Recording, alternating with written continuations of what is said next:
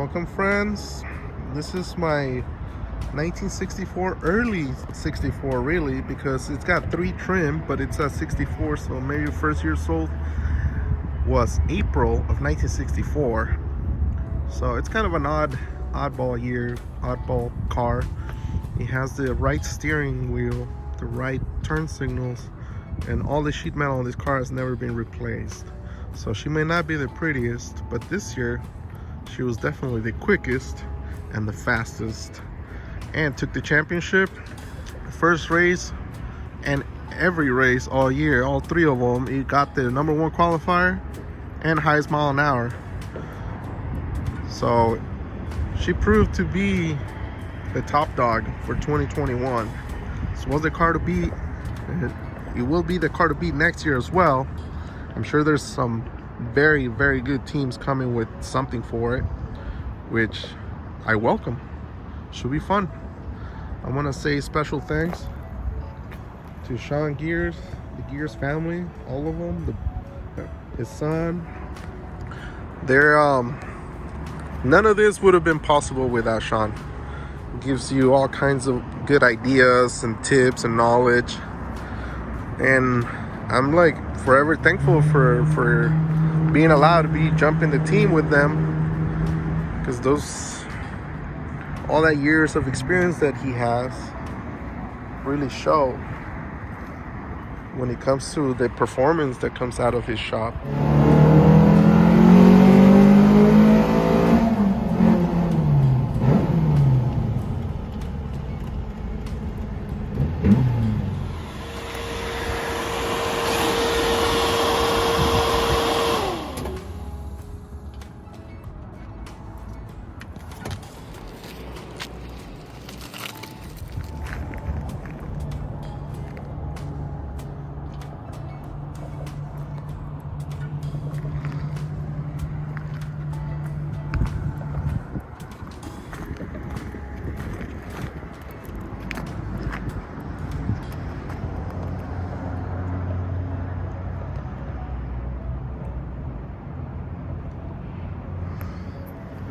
All right, everybody.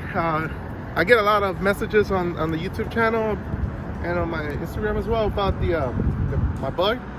I do have a video about the bug, but it's a video from like 5 years ago when he came out on Scotty Kilmer's show, and nothing from that combo even still in the car other than the interior. So 2020, I rebuilt the whole car, and since all the Triple Crown racing here in Southern California was pretty much canceled due to COVID, I tore the whole car apart, and I rewired it, and I also did a fuel system in the whole car, changed it up a little bit, did the whole front suspension. This is a 4-inch beam with custom spindles, narrow about 100 thou. Jason Megan did all that. I got the spindles themselves, and we lined them up at a DK shop and took them back to him and had them all finish them up, all the welding that he does. He's a pretty good welder. So it's kind of like a one-off custom front end right here. It's got the 4-piston wheel widths up front with Carmendia rotors still, Preston studs all around. The rear are just drum brakes from a 1968 Bug. I like it because you can adjust them from the back. They have a pretty wide shoe, and this car has crossed the line here with 96.20 miles an hour, and it made the first exit. And it's made the first exit going at 95, and multiple times, but at least 20 times it's made that turn. So it stops really, really good. I cannot emphasize that enough, that the braking power in this car is excellent. They're also custom. They're not stock. They do have they're pressed-in studs. I machined a nut for them with the spacer built into it, welded in, and then it's lined it up. It's lined it up a bit too with some holes.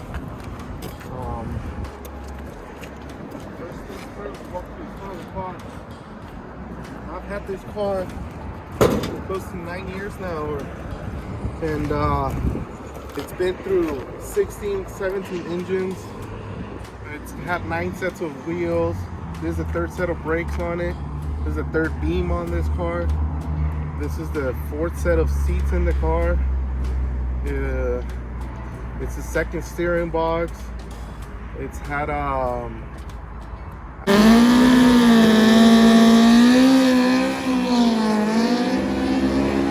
changed the well, this is the second fuel system in it, but it's the third time I really changed it because I had another type of pump before.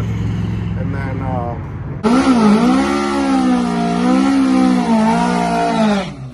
long time ago. And then so this is where it all starts in the beginning. I have a big dash 10 feet into this bulkhead, and then it goes into an 8 to the pump, comes out the pump into a big filter that's like this big, that's on that side. I have it raised a little bit on the tank because I kept my shock towers so the beam actually comes into the car a little bit, and it also helps the big hose not get any kinks, and it comes in a much nicer, straighter down stream into the bulk fitting without hitting all the steering components. So it's kind of tucked out of the way. And also another thing that having the tank raised like this does is that your sending unit actually still works, because the cars at a rake is no longer at the stock stance. So when you rake them, your float doesn't work the same anymore, because obviously the car's at a different angle. When you bring the tank back up to the normal angle that it should be, this sending unit works perfectly and it reads just like it should. Over here I have a power, this is a power distribution block, and that powers all of my gauges and all the line lock, stuff like that.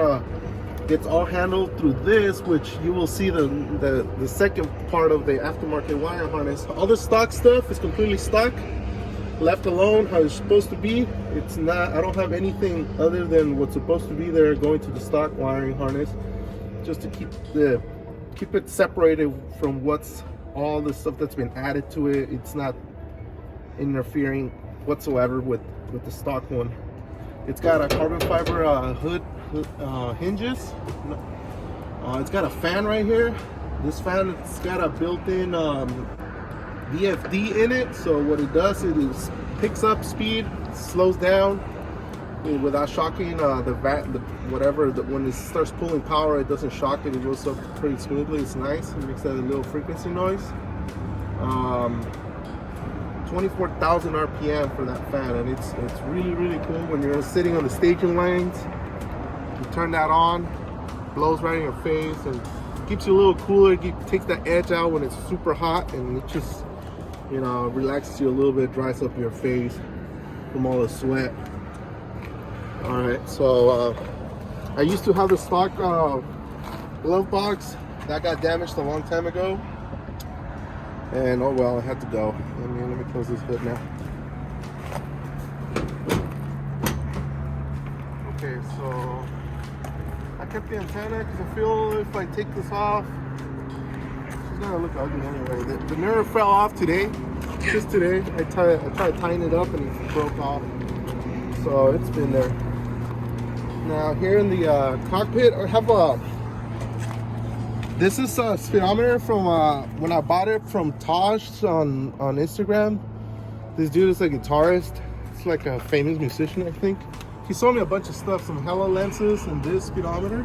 It's from he said it was a 66 Porsche 912 speedometer. I have my line lock right here. You hear it clicking? Okay, so yeah, that's the solenoid clicking to hold down the brake. So what you do is on a burnout, you hit this button and then you hit the brake. And then when you let go of the brake, the front rotors are completely locked up until you let go of this button. And that's how I get to do those big burnouts, because the front end is pretty much locked up. And it will, even if you lock it up, the car will still start to move forward because the tires in the front are really small. And eventually the car starts gripping enough that it'll push the tires forward, completely locked up.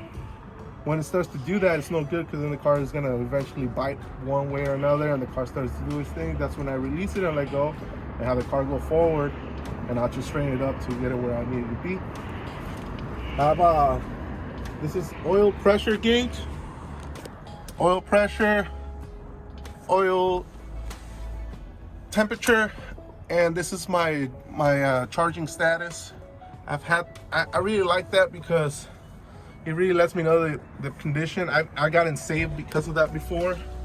I don't like to just rely on a light because there's not enough information. This right here, this is my oil pressure light. If this light ever goes on, that means this is bad news, right? Just shut it down. Motor is pretty much ruined by then. Then this one right here, if you throw a belt, which is the cooling side of the engine, if the belt goes missing, this light will turn on and it'll tell me that it's no longer charging, and I can double check with that. If the gauge is back down, it's no longer giving me big amperage, then yeah, if it's not giving me the 15 volts, then you lost the belt. So kind of pull over, see what happened. I never really throw belts though. I mean, if you align it properly, you can rev it to any. I have pulleys that are smaller than normal, so that helps a lot too with keeping the belt from accelerating too much. So I've had these door panels for a long time in it now, for only 5 years. The Wilsburg West, I redid all this, everything, the rubbers, the seals, windows go up pretty nice and smooth. There's no like, oh, you gotta hold the window up or nothing. None of that stuff. Everything works. The horn doesn't work anymore. It used to work. I guess I should have just left it alone because it used to work. My turn signals too, one of them gets stuck. I don't know. I think it has to do with the fact that I put new rubber seals. It's not grounding enough, so I have to check that. It's a Volkswagen, right? I always have something to do. Now I want to show you the cage over here. I bought this from Steve Dalton, and it's a chromoly Ron Loomis cage. You can see this car's being used. It's got a 5-point harness. I just put this one on, but it's gonna expire next year already. 2022 goes out. So that's one thing when you're racing, you constantly have to be changing seat belts to be with inspect for the rule, for the association. Make sure you're driving legal and safely. So these windows, the back three, are like sent. They're still installed with the trim. It was not easy to do, but yeah, and a whole afternoon just sitting there, I got them all in. The trim is from a Speedster replica, from a Porsche Speedster, and then those are carbon fiber wrapped. I actually just wrapped them. They're not even real carbon fiber. I powder coat them, gloss black, put them on. They looked ugly, so I wrapped them with that, and they look plain. And then I put that trim on it, and they just look good. But that's just what I think, right? And then this one right here, this is also a Lexan. Got them off of Ron Loomis. The wheels, ask her, this the Urcos, this Urcos. They look like Urcos, but they're not really Urcos, because I mean, that guy went out of business years ago. I remember buying him some super dips off of him, and his shop was closed down. There was hardly anything there. They're 3-piece wheels, so they're not like your ordinary Urcos. They're not even shiny anymore. I've been using the hell out of it, but this is a 3-piece wheel. It's got a 120 wall outer, 125 inner, with a 190 dowel plate in the middle. So they're 3 pieces welded together at the center, and that makes them really thick on the center, nice and sturdy. Keeps the strength of them from flexing. So a lot of people would think that these wheels will be wobbling around and bending and tweaking. I've been driving on for 2 years, and I drive fast and nothing's happened to them. So I think that's what they needed to be done, because it's proven itself to be really reliable. I hit potholes on them, and not one of them is bent or not even slightly tweaked. There's another thing I do though to make them last this long as well, and it's part of the setting up of the car as well. So if you come this way, I'll show you that the car actually has a 1.5 degree camber in. It's cambered in, so negative camber, about 2 degrees, 1.8 to 2 degrees on this side, So is it on the other side. So what that does is it brings the wheels in a little bit like this, right? And when you're turning to the, let's say you turn to the right, when you turn to the right, this wheel is gonna be at a much nicer position to turn and have all that weight of the car dig into the wheel if the wheel's at an angle. So instead of starting off from a perfectly zero angle and you turn, it's gonna want to bend the wheel out. And if you have a little bit of a camber and you turn, it gives the wheel a little bit of a strength to take the turn. And that's on both of them. So that's another reason why the wheels that I have are fine to be driven on the street, because I set it up in a way that it can take those turns without flexing the wheel, bending them. I can let off at any RPM, any speed. I've let off on this car at 114 miles an hour, just completely, and leave it in gear, taking it out of gear. It doesn't do anything. The car never gets out of control. It's skidded here and there a few times when I'm hard on the brakes and just smoking. Some of these tires are flat spotted already. How hard I brake on them, and the car still goes straight. So that's pretty cool. Now on this side is where I have the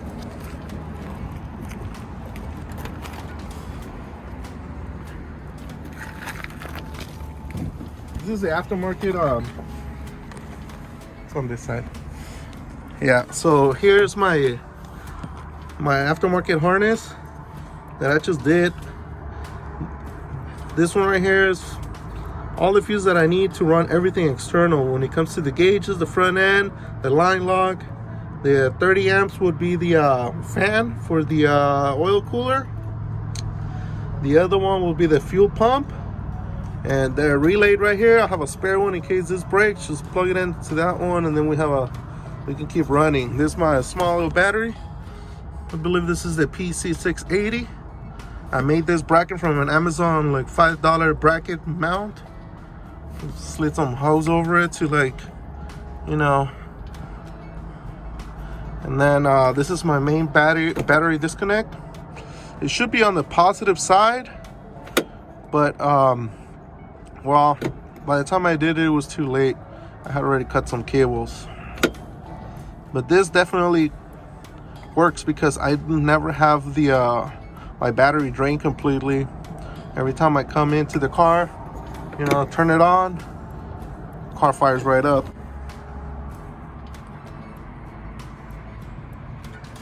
For you guys to ask me some of these questions before, this is from a plate from Fast Fab, and this is a plate, a mount from Vintage Speed tack mount. They're out there, I'm taking so much. But here it is.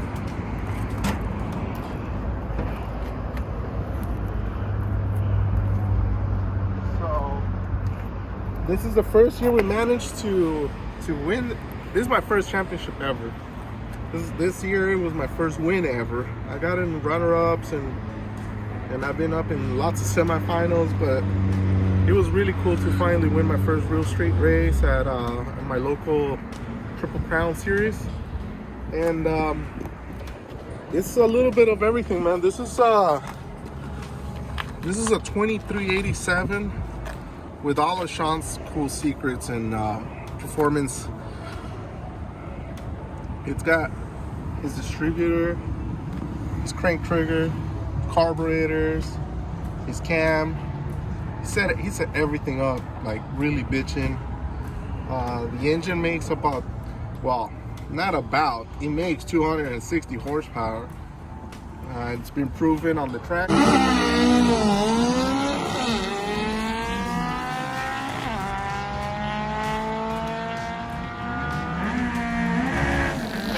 Proven on the dyno.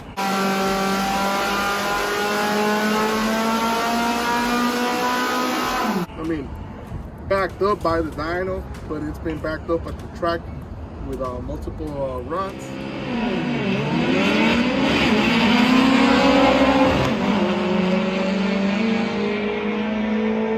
David Reed 715, Corey 7. It has two runs at 715 and 9620. The other one was a 9545. So the car weighs 1,830 pounds with me in it going down the track. And if you do the math, it's pretty much dead nuts. This right here, it used to be mounted with the original hardware that it came with. This is from Vintage Speed. I ended up having Jason Megan weld it up for me because I got tired of having to put it back on over and over again. Kept on falling. This breather box came from Jimmy Larson, JCL Race Cars. I think it's badass. It's big, it's nice, it's up out of the way. You know, and it all drains right back down very easily with dash 10 hoses. This fan shroud was given to me as a birthday present by my friend Leonardo Jimenez in Guadalajara, Jalisco. He owns a shop called Volkstroke Racing. I went a few years back over there, and I noticed he had it. I asked him about it. He said, "Oh, it's for my car." I was like, "Oh, that's cool. It's pretty cool, right?" Then a few years later, go by, and I'm like, "Hey, man, what you do with that shroud? You know, like, I haven't seen you post it anywhere." And he was like, "Oh, I still have it." So I was like, "Yeah, I know, because I went and it was still there." He's like, yeah, I still have it." He's like, "What do you want it for?" I was like, "My own car, man." He was like, "Oh, you gotta put it in your cars?" Yeah. He was like, "Okay, you can have it." Well, he didn't say you can have it. He said, "Yeah, I'll bring it to you." I was like, "All right." So he brought it to me within a few days. He was here, brought his wife over and everything. Then he gives it to me. I put it on the car, and I'm like, "Hey, what's up, man? How much is it?" He's like, "Oh, nah, dude, it's your birthday. You can have it." So at first I thought I was gonna have to pay like $400 or $500 for this thing, but it ended up not costing me a thing. But shout out to Volkstroke Racing in Guadalajara. They do a lot of work over there in engines. I did not cut, for the record, I did not cut anything on this car. I thought it this way. It was already cut in the apron. It was already cut on the sides. This car belonged to Jeff Denham, which is a famous head porter in Orange County, California. Pretty much ported every single head in the entire DKP car club. And all those cars, it's like 80% of those cars have these heads. So he had a 3066 with Berg 62s on this thing, and it was massive. And this is from back in the day, from the real street class, back in 2005, 2007, somewhere around that area. So they tried it. It only went a few rounds. There were different rules. It was a different deal, but he had already been a part of that deal. So it was kind of special to get this car off of him. And the car still currently gets this head, cylinder heads are ported and done by Jeff Denham himself still. So he does amazing work on his heads, and he keeps the program going every time we bring the motor to shots and we're working on it. He takes care of business. He shows up. He's like, "Here you go," and it's pretty cool. So it has a lot of cool little things like the carburetor stacks. There's Sean gears stacks. We got the fuel coming in from the top. We got this is the CV Performance linkage that got narrowed here. We got rid of the hex, turned it into a circular tube. On anywhere that it doesn't need to be hex, it's lined up with these holes. It's got this Vintage Speed spring returns. These are pretty neat. These are nice springs. They're stainless steel springs. Gives me a nice heavy foot. If I have a heavy foot, I need a heavier spring, and these are really tough. It's not like your little 1600, I tell you that. This is a big motherfucker. So I have some hardware that's pretty cool that I've used for probably 5 years now. Okay, it's from the Honda world. I used to have this breather right through the shroud on my steel shroud, but when I got this carbon fiber one, I didn't want to drill a big old hole in it, so I just went around it. Still haven't made up my mind what I'm gonna do with that, but for now it's been working. It's got a daily pump. It's got a dash 10 outlet, a dash 8 inlet. It's got insulation in the way back. After it comes out of the oil cooler, the oil, try to maintain the you know, it just lost some temperature. Might as well keep it that way when it comes back in. This is an MSD distributor. I mean, this is an MSD coil. Man, I don't really know what I'm talking about, right? And then, yeah, I just did this, you know, put it like pretty much all this aftermarket wiring that I did to it. It's like this. We come in with a bulkhead fitting down there with an 8, goes into 8, comes out as 6. This is just a cheap pressure regulator. It's nothing fancy. It's just an eBay special for 45 bucks. It's whatever. We have a bird traction bar down there. I tried to get away without it. I ended up having to put it back on because it just really does work. This big is right there, man. That works really good. It holds up the engine. Even though I have my own traction bars down there.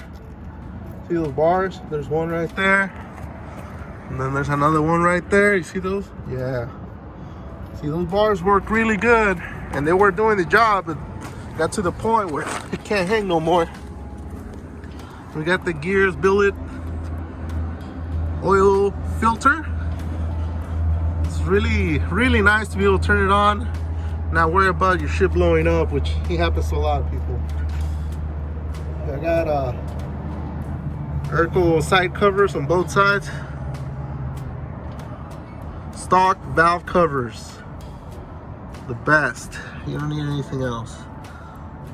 Dual adjustable shocks. I got limit straps all the way around.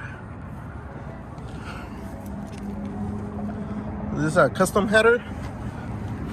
All right, so some of the myth busting is that this, you know, the small pulley. I heard some people, oh, don't your heads run really hot and this and that? Well, there's no signs of it. We go through, like, this motor comes apart every year before the beginning of the season, and there's no sign that it's getting hot. There's no signs that it's messing up at all, because I have good oil temperatures. I know those do not reflect the temperature of the head, but there's nothing wrong with them. So that was maybe true if you have a really tall gear and you keep it at low RPM for a long time in the freeway, but I don't ever do that, so it's not a problem at all. The other thing is, yeah, it's missing all this tin. Like, that should make it run hotter, but somehow it's fine. So why is it that it's fine? I don't know. It's just built well, I guess. It's fine. It doesn't show me that it's hot. Oil temperature stays around 180. Sometimes goes to 200 if the day is hot. It's gone to 215 a couple times. Never even hit the 220. Like, stayed on it for a long time. So, and that happened because I was on the freeway for a long time, almost close to 45 minutes at about 4,000 RPM. So I expect that to happen if you do that. But even then, when you came off on the freeway and just sat at the first light, the oil pressure was still at 20 pounds at idle. So there was no sign of fatigue there.